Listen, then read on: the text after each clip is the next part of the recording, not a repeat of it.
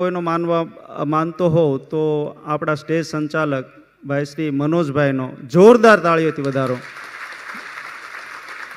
મને એટલી ખબર છે કે હું કદાચ શાંતિથી બેસીને કથા સાંભળી શક્યો હો ને તો એના માટેનો શ્રેય હું મનોજભાઈને આપું છું.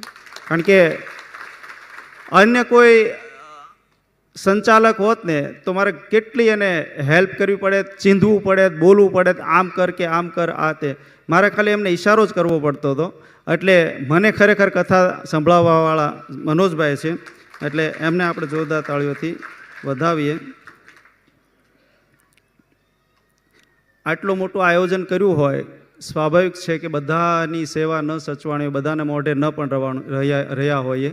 કોઈના આવકારમાં કદાચ ખામી લાગી હોય, કોઈ વ્યવસ્થામાં કાંઈ ખામી સર્જાણી હોય, કોઈ નાના બાળકો દોડતા હોય, દોડાદોડી કરતા હોય ને એને કદાચ કોઈએ આપણું જે અહીંયા જે વ્યવસ્થામાં જે હોય એને કોઈને ટોક્યા હોય,